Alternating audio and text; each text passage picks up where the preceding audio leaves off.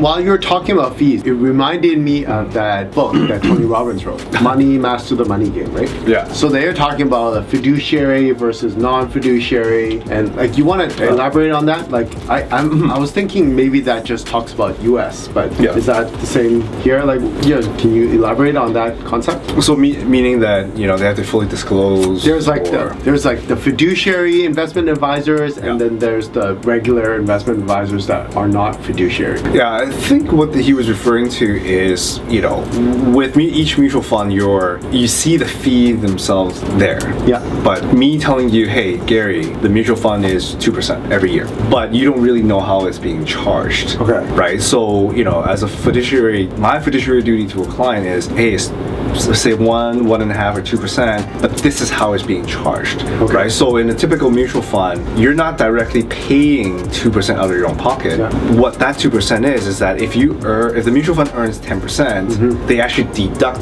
2% from the return. So you get 8, they get 2, right? And on the flip side, if the portfolio had a negative 10% performance, that already included the 2% fee in there. Okay, because they were talking about in that book. I don't know. Yeah. Did you read that book? No, I didn't get it. Yeah, so that book was talking about the fiduciary, and also they're talking about fiduciary advisors versus non-fiduciary advisors. So I'm guessing he's referring to dealers or just people who sell you the product, but they're not really working in the best interest of the client or something like that. Like, is that the case in the finance industry? Like, some people will sell you a mutual fund, but they're really not. They don't owe you a fiduciary duty, or are there certain people like, okay, because you're in this particular role, you owe a fiduciary duty to the client? Yeah. So whenever you're facing a client, whoever's facing the client, they have a fiduciary duty to the client. That's so whenever you're dealing with a client, that's just. Is it governed for anybody in finance, or is it just certain people? Advisors. Okay. So advisors. for advisors that face clients, like end users, consumers,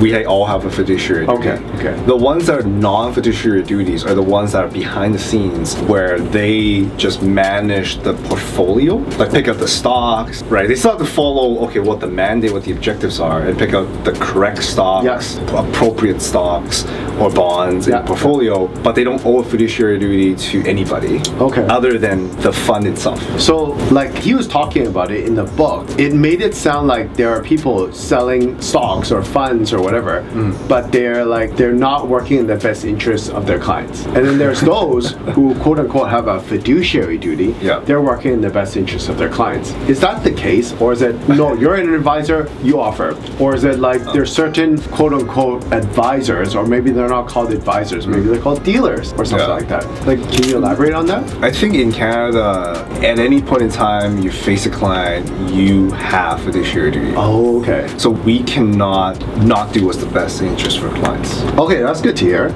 Yeah. That's good to hear. Okay, but I guess in the States, probably a little bit different.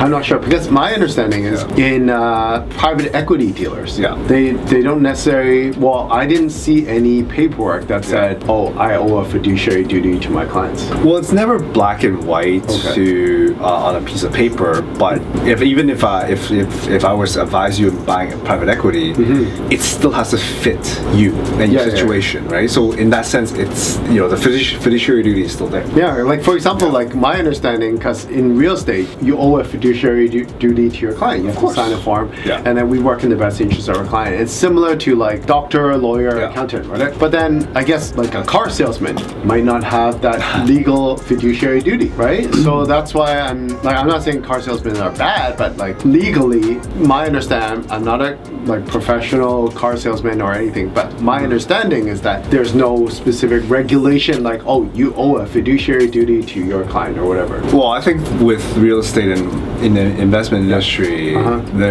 because our job is to help clients build their portfolios, manage their money. Like, we just build different portfolios. You do real estate, I do stocks, right? But I think that's where the higher regulations come into play, and we have more tighter rules, if you will. If you buy a car, you buy a chocolate bar, you buy a bottle of water. Yeah. You know, or you buy a printer and like, you know, it sucks. It sucks. Yeah, the guy at Best Buy, they're trying to like help you find what you want, but they don't owe you a fiduciary duty. It's not detrimental. Like if you buy a bad car, you know, it's not gonna kill your finances. It's not gonna kill your hopefully objective. not. Well, hopefully not. Yeah. But if you buy a bad property, or I pick a bad stock, that can derail them it could a lot, right? Yeah. So I think there's that difference.